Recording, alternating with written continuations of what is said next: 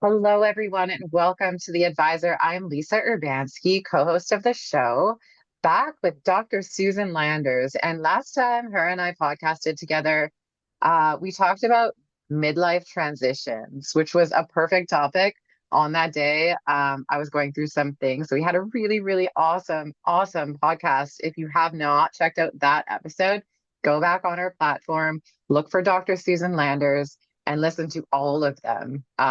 Such a wealth of knowledge. So, Dr. Susan Landers is a neonatologist, a baby doctor with decades of experience caring for the tiniest and most vulnerable patients out there. She's not only a leader in neonatal medicine, but she's also an author. She shares her journey of balancing high stakes medical career with motherhood in her book, So Many Babies. And before I give her the floor, I just want to thank our sponsors, Spreaker and iHeartRadio. Without you, this could not be possible. Welcome back to the show, Susan. Oh, Lisa, thank you. I love talking with you because you're exactly the audience that I'm trying to reach. Ooh. Younger, professional, working moms. Um, when I was that a few years ago, I've been retired for over 6 years. When I was a full-time working mom, not only did I fight perfectionism, Mm-hmm. but I fought workaholism on and off throughout my career. And I read recently that 10% of professionals are workaholics. I think it's Mm-hmm. probably a little higher incidence among working moms because we've programmed ourselves to do everything perfectly, whether it be a mom, be a worker, be a wife, be a friend. Our list of activities our emotional labor list is long. It's really Mm-hmm. long. And we take it so seriously. So I wanted to talk today about what actually is workaholism. Sometimes it comes as a result of perfectionism. I Okay. was a perfectionist in high school and college, mostly as a result of not getting the attention I needed from my parents when I was growing up. A lot of people confess to that. And so making A's and standing out and achieving was a way to get positive attention. Um, I was raised by the greatest generation. And as a baby boomer, I gave my millennial kids tons of attention. I probably gave them too much attention. But anyway, I grew up without much. And as a result of that, I took my perfectionism, my need to do everything really well, really perfectly, into my work life. I did my mom life too, and that's a whole nother story because there's no such thing as a perfect mom. But I wanted to be an excellent doctor. And I started out in academic medicine where you do teaching, you do clinical research, you take care of patients. And that was a difficult, tall order. It required 50 or 60 hours a week of work. And in my first decade of being married, I had 3 kids. And I don't know how you can work 50 or 60 hours a week and also have 3 kids, except that I had a pretty wonderful husband who was also a Mm-hmm. pediatrician. But I noticed that I kept putting more effort into work than necessary. And I think one of the key factors of workaholism is job involvement. I wanted to be the best assistant professor. I wanted to be promoted to associate. I wanted my CV to look wonderful. And of course, I underwent job related stress. We all do. And I was working in an ICU, a neonatal ICU, so that's really stressful. I recognized work life imbalance Mm. about 10 years in. Not enough time with the kids or at home, way more time at work than I needed. And Then Susan, I was, not only that, but you're working with babies in a doctor environment. So how yeah, that's so easy to get lost in that because everything is so their lives are at stake. You know, exactly. you're And There's a mom to talk to, there's a dad to talk to, the obstetrician is calling and wants an Yeah. update, and it's so poignant and it's so necessary, Hmm. and you get pulled into. Now we all get pulled into our work to some degree. And another feature of workaholics is our passion for our work. If you are very, very passionate about your work, you will tend to put more of yourself into it. You've Mm. probably noticed that in your own career. They say that workaholics tend to have less life satisfaction. That may be true when you're thinking about your home life. I always loved my work life. Even though it was Mm. stressful, I still felt like I was making a big difference. Yeah. Being a baby doctor, I felt like I was really contributing. I was helping people. And so I sort of plodded along as a workaholic. And it was not until my 40s, when I was going through some midlife transitions, that I recognized that part of what I was doing was working too much. I was Hmm. giving too much of myself. Have you ever been unable to disconnect from your work? Have Mm. you said to yourself, wow, I'm putting my work ahead of my kids or my partner? Have you ever put your work ahead of taking care of yourself? I'm too busy. I'm too busy to take care of myself. I've got to get this done.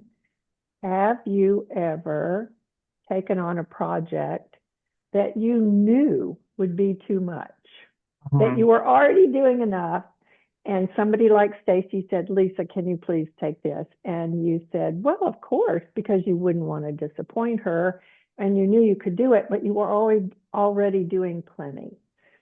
So Mm. those are the signs that workaholics tend to recognize.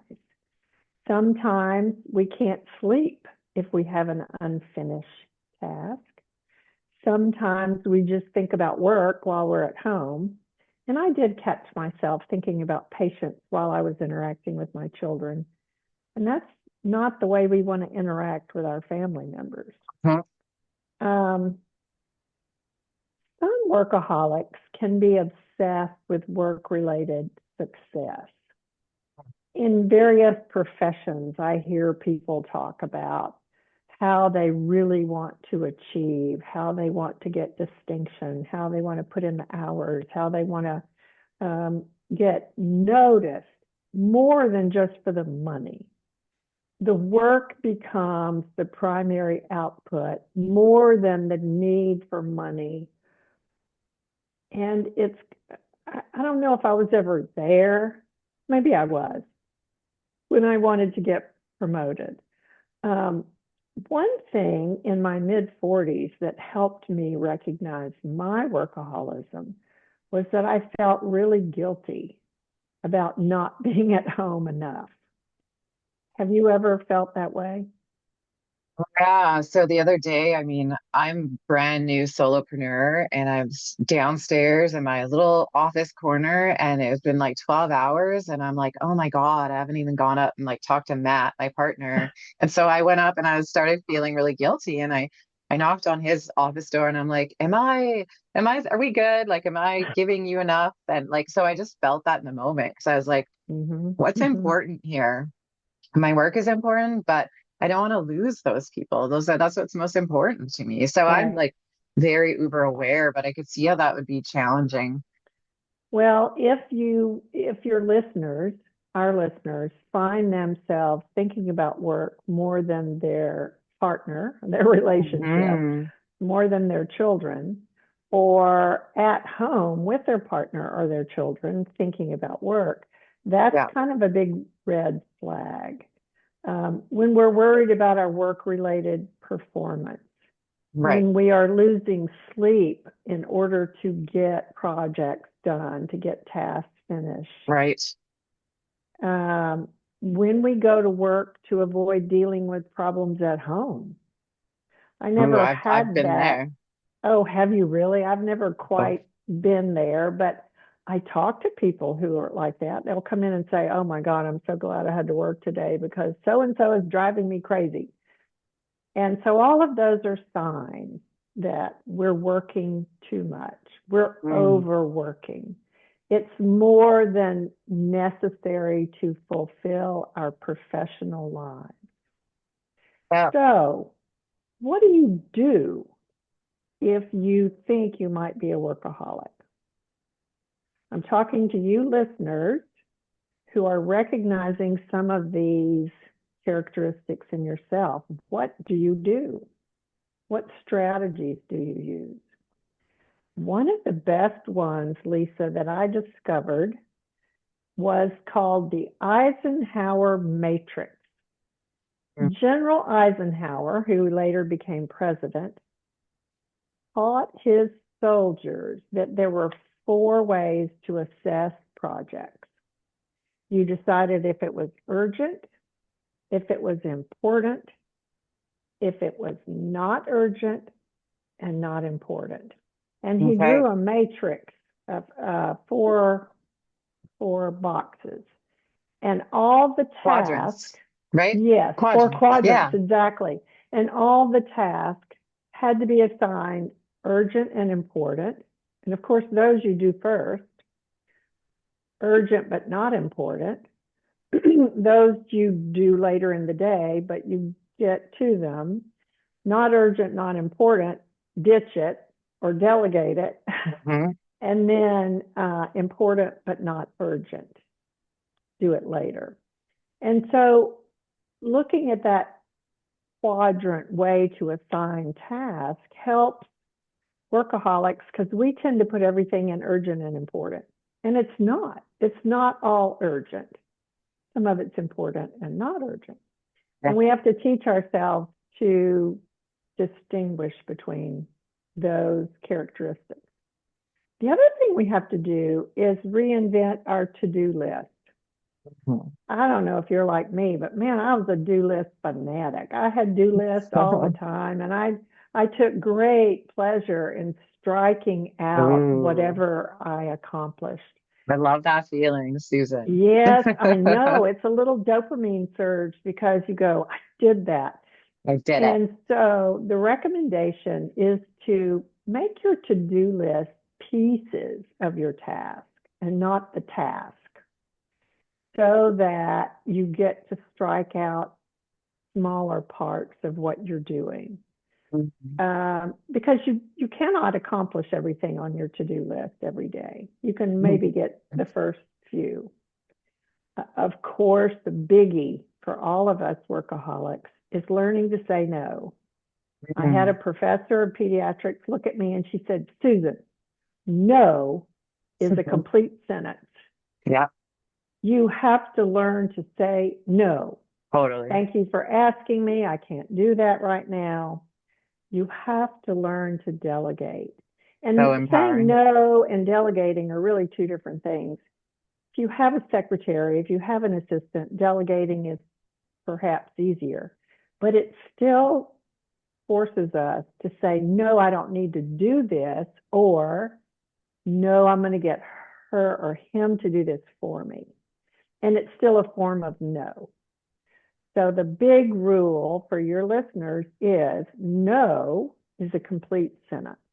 And Mhm. I even had a friend tape it on her computer on a sticky note. No is a complete sentence. And I would walk into her office and look at it. And she said, well, you taught me that. And I said, good. I hope it's working for you because it's really hard to do. Yeah. It is hard to tell your superior or your supervisor, I can't do anything else. I'm maxed out. Why do you And think there's that's so nothing hard for us? Why? because we want to do everything. We want to do Yeah. perfect. We want to do it all. We don't want to let them down. And if you really admire your supervisor, you're going to say, oh, of course. And you want to do what they want you to do. It's almost like a parent and a child. So saying no means you are setting your own boundaries. Mhm. And that is very difficult to do. And that takes some practice, like a little sticky note on your computer reminding you to say no when you need to. There's another tip for workaholics, and that is our workaholic clocks are broken. Mm. Now, in my family, we call this Susan time. I will go do 2 or 3 errands and I'll say I'll be back in an hour. And my husband will shake his head and he'll say, that's 2 hours worth. And I'll go, no, no, no, no. I can get that done in an hour. And of course, it takes 2 hours. And so we do that at work too. We think that a project will take 10 hours. And because we're very good at what we do, it takes 12 to 15 hours. And so we've allocated 10, but it took us 12 to 15. We have to learn to uh, to fix our workaholic clock because we're all off. We think we can do more than we can humanly do in that time period. That was a real hard one for me. And my husband calling things Susan time helped me a lot because he would just roll his eyes and say, okay, that's Susan time. And of course, it would take me longer than I thought. Mm. Here's another biggie for workaholics. We tend to ruminate. We tend to say in our mind, I can do this, or I'm good at this, or not a problem. I can handle this. Or sometimes we have negative ruminations. Oh my God, why can't I get this done? What is wrong with me? I ought to be able to finish this. And so the ruminations need to be jiggered, rewired for something you want to do. Right. I really love having downtime at home. I really love checking out at 5 to get home to feed the kids supper. I really love date night, and we're having that this week. And so you actually plant in your head a new rumination. I'm going to leave this and pick it back up tomorrow because it's more important to be at home. And so when I was in my mid 40s and my kids were all school age, I would imagine their faces. And I would say, okay, I got 3 kids coming home from school. I have no idea what they did today, good or bad. I need to be there. And so I changed my rumination. And then when I had those days to leave work early, I brought in that new rumination. I'm going to go find out how my kids did in school today. And I was happier. I was just so much happier. Yeah. It was amazing. And my negative ruminations kind of decreased. I Right. wasn't so hard on myself. Hmm. Finally, the last tip for recovery from workaholism is learning to rest and recover. Oh, it's always self-care. Every time we talk about anything that has to do with working women, working mothers, working professionals, it's self-care. We And cannot do, I was gonna say, workaholism, like it could be a distraction from the mental health and not being able to sit still and be quiet, right? So that's a exactly, second part of it. That's a huge part of it. A lot of people don't know how to just sit there with their own thoughts in right, the silence without doing a million things. right. And that's called rest. I Okay. remember when I sat in the back of the NICU and I was sitting in a rocking chair and I wasn't doing anything, and the baby had been admitted, and the residents had been talked to, and the parents had been talked to.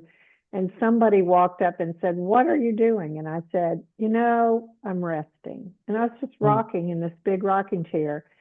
And I thought to myself, I'm wasting time. And then my other self, my right brain self, said, you're not wasting time, you're resting. It's been a really busy day. And so I had to teach myself to recognize those moments where rest, even in the workday, was good, like a break, like a 10 a.m. break to go get a coffee, like Totally. lunch with a friend, to get out of the unit, to get out of the office, to get out of whatever you're in the middle of. Those breaks are a form of rest. And then, of course, there's the 2 or 3 days in the gym every week, and there's practicing meditation and keeping a journal and other things that maintain our mental health. I was never very good at those, but I taught myself to rest at work various times throughout the day, and I taught myself to go home early 3 days a week to get to the gym. And my husband and I invested in a gym membership where the kids could come along, and there was some childcare and some activities for the older kids. And it was the best money we spent during that period of our marriage because we both showed up to work out.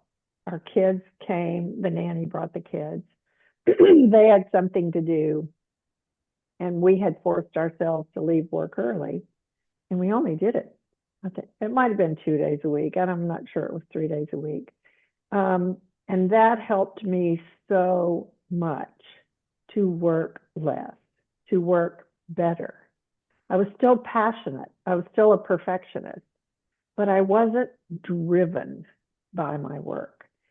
And so I guess what we're talking about is when we recognize that we might be driven by our work, that perfectionism and achievement is so crucial to us, there are things we can do to prevent that from becoming this deep hole that we fall into. Yes. What are those things? Well, let's see. It's the change your to-do list. It's reimagine your clock. It's learn to say no and to delegate.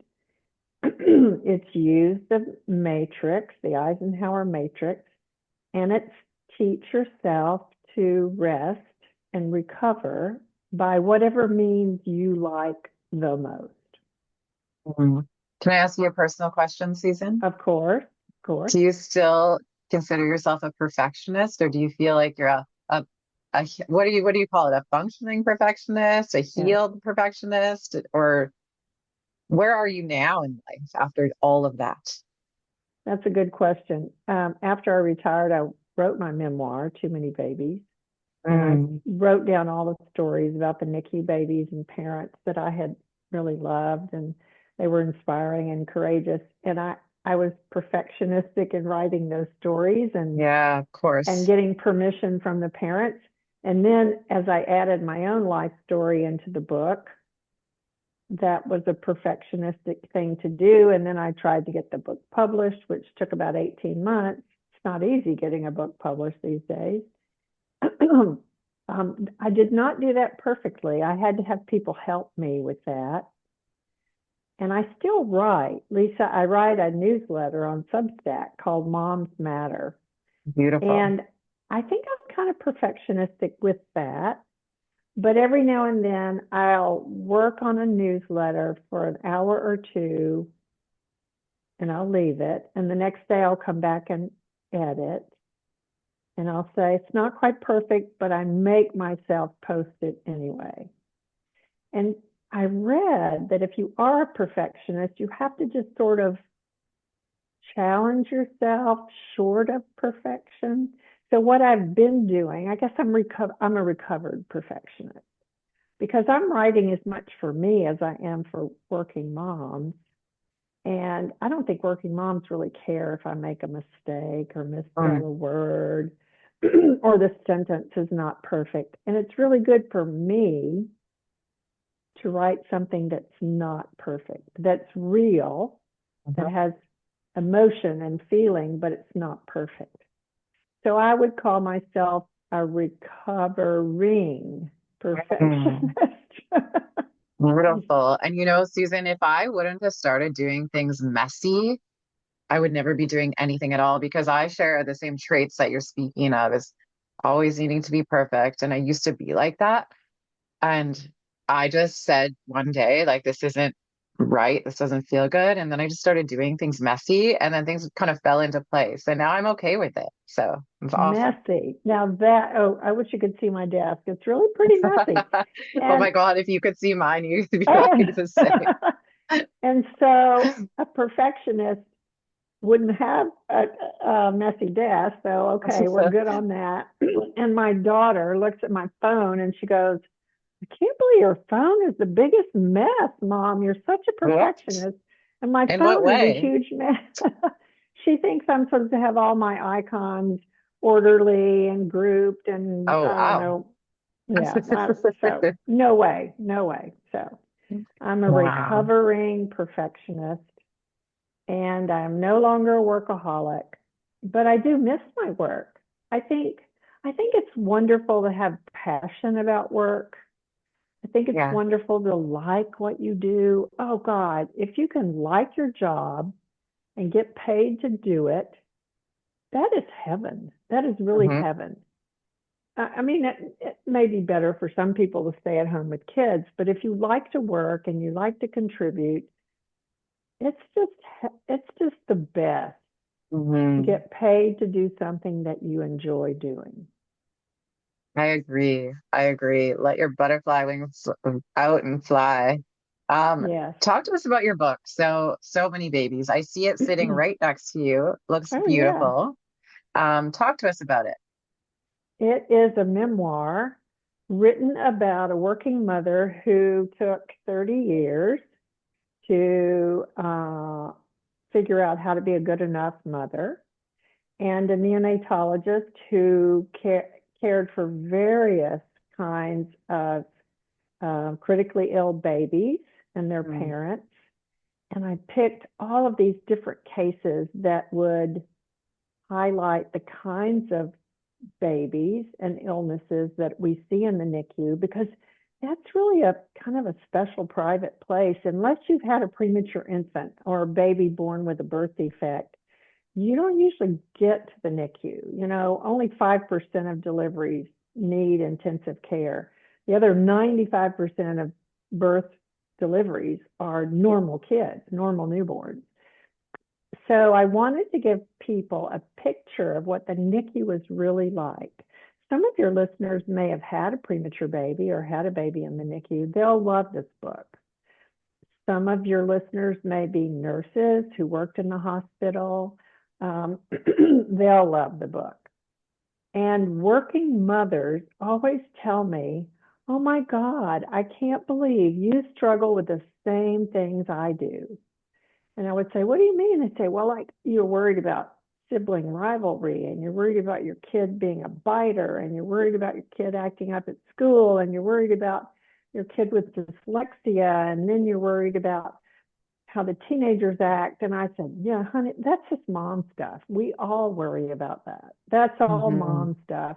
And I put all of that in the book. I put all of my regular old mom stuff in the book. And it's had really good reviews. And I highly recommend it to working moms who want to feel reassured that what they do is good enough, because you cannot work full time and be a perfect mother. It's just impossible. You mm, probably can't work full time and be a perfect partner in a relationship either, but you can be good enough. You can do what you love to do, which makes you a better person, and also have a relationship and raise a family. I love that. Everybody needs to read that book. I should So send tell you a us. copy. Oh my God, I would love to. I'd love to read. It looks so beautiful sitting next to you there. Such a beautiful story. Would you also tell all of our listeners about all the other wonderful services that you provide and about your website? My website is susanlandersmd.com.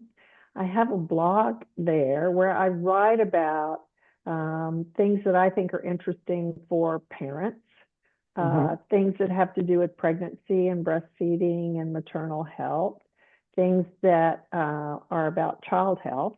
Just whatever I find interesting, I write about. And that blog is, of course, free.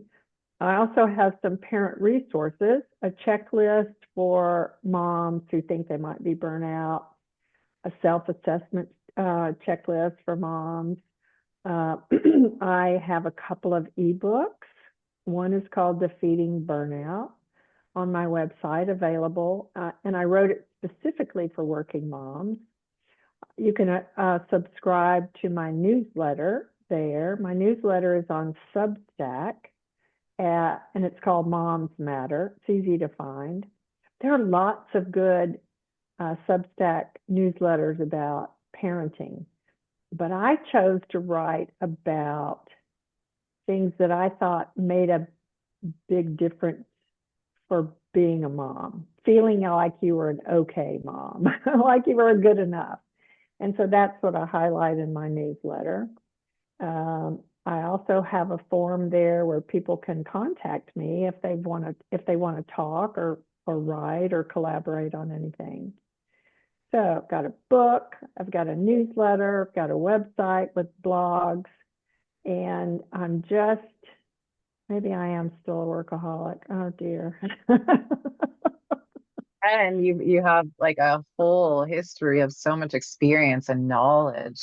And that's, I feel like, the most valuable for our listeners Oh, when they get in touch with you.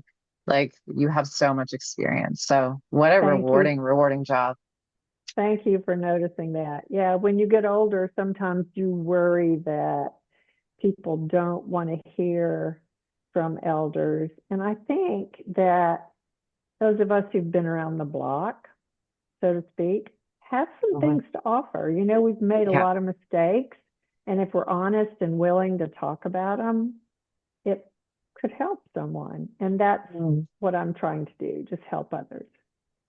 Well, I was just going to ask you to leave our audience with something really nice from today's episode or something you wanted to leave them with. I feel like that was really great. But is there anything you want to leave our audience with before we go for today?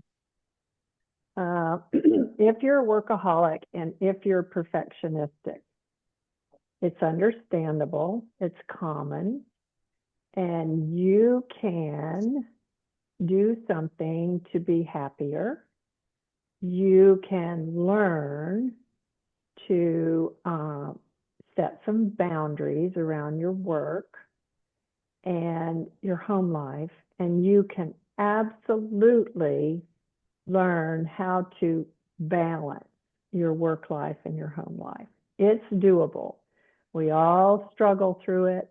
We all have problems with it, but it is doable. And each of you will find a way to make that balance work for you and your family. I love that. That's beautiful. And you just inspired me to go to my yoga class after we finish talking. Great. Oh, great, great. Okay. So thank you so much for being on the show again. I know this is episode 5 of your series.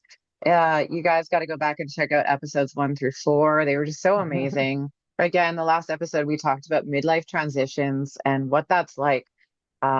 Such an important topic, and so many people can really relate to that and benefit from that episode. So thank you so much for being here. Oh, you're so welcome. This has been fun. So fun, so fun. And to all of you listeners, thank you so much for tuning in. Until next time, I'm Lisa Urbanski with The Advisor.